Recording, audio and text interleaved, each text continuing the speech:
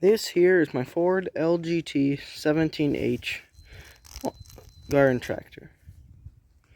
I bought this last year on Facebook Marketplace for about 300 bucks. It was a good quality tractor. It's one of the only good quality tractors on the market at the time.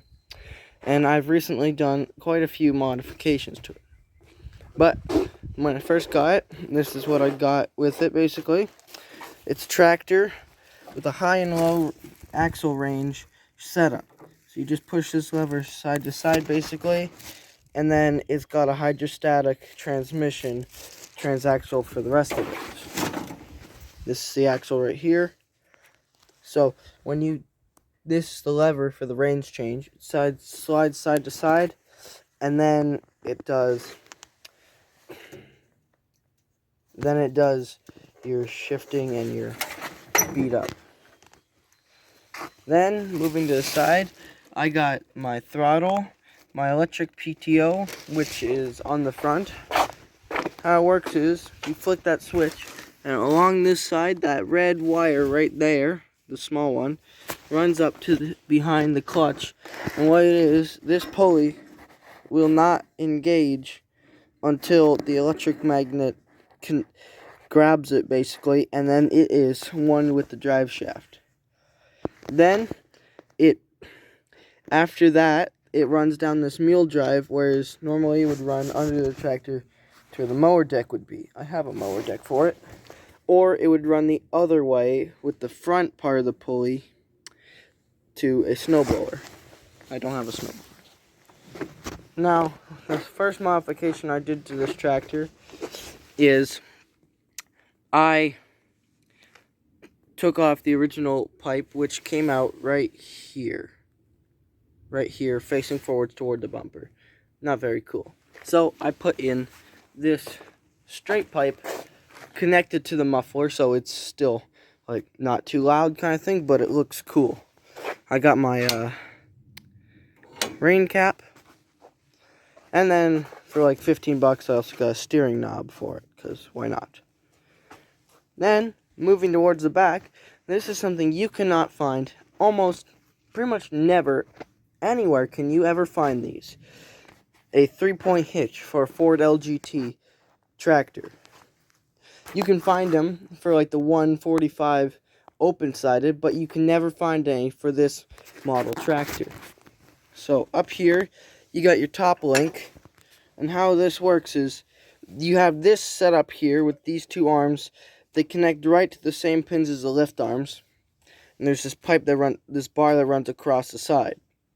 Then this piece, it's like a cam that runs to a rod under the tractor to the hydraulic cylinder that would be used for lifting the mower deck. It also doubles as your hydraulic lift. And then I got these turnbuckles for like $10 each at Princess Auto. Good deal. And then these are your standard lift arms here. Now with the base width, having them in between the holes, 16 inches across, and then from this point to this point, it's 20 inches across, and this whole thing's about like 15 to 16 inches long, I believe. Then here is your top link. Now, how do you put oil in this tractor? Well, you're up here in right there. Under there in this hole, there's a I believe that's either the fill port or the air vent. It's right in these holes beside the warning sticker. And then down here, this bolt, that is the one for either the fill or something. And then under here, that bolt right on the bottom, that is for the drain. Now, I don't know how much this whole transaxle fluid tank can hold, but it's could be useful to change it once in a while and just make sure so you don't wreck it, because it's a pretty good thing when it runs good. So this is your hydraulic pump. Right here, that's the hydraulic pump. And it doubles as your transmission pump as well. This is your oil filter right here. I need to change that eventually. And then this is your valves that run the tractor, run the hydraulics. This here's your choke, and this light, I have no idea what that light does. No idea. Now, the style of steering on this tractor is a very good style. It's what Ford used on their big tractors too. Some sort of a cam setup with some gears. You got 2 gears in there, and when you turn this wheel, it moves this arm side to side, and then it runs down this arm along the side of the tractor to this, and then it does your steering. Now, on this though, it has these indestructible style spindles. You cannot find a spindle better built than this. Unless it's on another Ford tractor. Yeah. Powering this tractor is a Kohler IC Twin KT17 engine. It is air-cooled, and the air comes in from the back of the motor through this vent right there. The flywheel is on the back half of the engine, and the muffler is on the front. This is your air filter, and this is your points and condensers box. This is still very hot. I was just running it like a few minutes ago. Right there, that's your solenoid, your starter solenoid right there. Very easy to find on the firewall. And yeah, it's very easy to find and fix. This is your distributor. And so what this air filter, in the wintertime when you're running this tractor in below 10 degrees Celsius weather, you want to take this pipe, you want to take the air filter cover off, take this pipe and stick it on top of that hole so that you get the heat from the exhaust manifold going back into the air filter, so that your tractor's not running on cold air, and your tractor will do very good. But as soon as it gets like above 10 degrees kind of thing, you want to switch that over, because you're losing power as soon as it starts getting hot, because the tractor needs to cool down now. And this here's your gas tank. Now say if this gas tank breaks, that's not fun. Inside is your drive shaft, and under the battery cover is your hydraulic cylinder. You can't really see it there, but you can just barely see it down right there. Now, to get to anything behind this firewall, you have to pull the engine out of the tractor. To pull the engine out of the tractor, you gotta take the hood off, and you gotta take apart basically the whole front of the tractor. I did it once. It's not fun. Now, once you get to there, this tunnel that, like, your drive shaft and your hydraulics and stuff, this is not removable. That is part of the frame. This whole thing is metal. There's no plastic on this tractor. But it is not fun trying to maintenance underneath the tractor. But yeah, to find the specs on this engine, you want to find this tag right here underneath the distributor. And to tell if this is a Series 1 or a Series 2, there's usually a sticker on the side of the blower housing. Now, another thing cool about this tractor is it's got lights. Not a lot of tractors have lights. Some of them do, but you'll have a rare occasion where tractors will not have lights. So I got my brake lights redone. So if I just switch it on, and there, they both come on. And all you gotta do to turn them off is flick this plastic switch here that says lights, and it'll just turn off. Yeah. Now on this tractor, you have a few things, like, you'll see, like, on an LGT 165, 125, or 145 close-sided models, they have a rear PTO that would come out right about here. This tractor does not have that option, but it does have an option for a much beefier setup for your 3-point hitch. So sadly, you cannot run your rotor tiller or like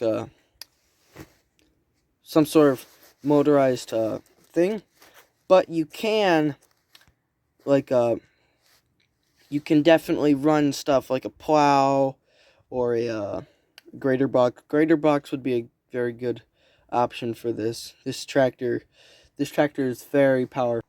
The power to weight ratio on this tractor is amazing. I can lift up the back end. I don't want to because I just had my back fixed. But you can lift up the back end of the tractor kind of thing. But the power on it is crazy. Because see, on a lawnmower, for example, 10 out of 12 horsepower is used to make the tractor power the lawnmower. And then the last 2 is made for moving the tractor. Now, on this tractor, there is no lawnmower. So, all 17 horsepower is going to 3-point hitch and pulling. And this tractor can work hard. I can lift a tree with it, actually. I did that not long ago, just to test, like, the weight of the 3-point. But I was able to lift up a tree just sitting, lift it up with, like, effortlessly with that drawbar. Just put the tree on top of the drawbar and it lifted it up effortlessly. Now, on my tractor, I do not have the front headlights wired yet, because when I was working on it, my wire harness burst into flames, because I don't know a lot about electrician stuff. I'm more the mechanical aspect of machinery. Now, this tractor is pretty hard to find parts for, but it is also pretty easy to make parts for it. If you are looking for a parts tractor, or specifically this tractor, the easiest way is to type in Gibson Ford tractors. Mostly like the Gibson Ford LGT 17H tractor. Now, most of the tractors in this line were vertical shaft. That means it's belt driven. Now, this tractor is like the hardest one to find in the series, but it has a piece of square inch tubing as its drive shaft bolted right to the flywheel. So it's not going to break anytime soon. The weakest link on this tractor probably is the electric clutch, and that is very powerful too. It would be the belt that would run a lawnmower.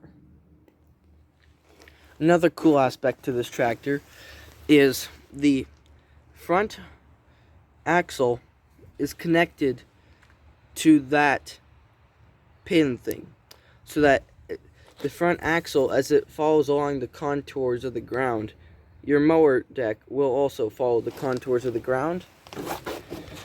And then how it works is that piece right there will connect to another piece, and that will hold your lift mechanism and pull the other half of the lift mechanism, and like 3 chains will lift up the mower deck. It's very cool. This is my Ford LGT 17H lawn tractor.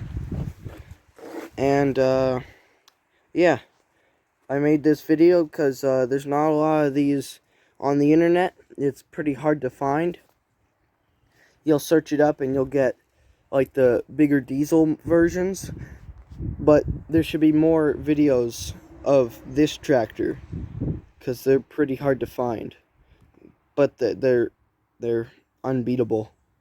Like this, I would compete this with the John Deere 318 and maybe even the 430. Okay, hope you guys like. Hope you guys enjoyed this video.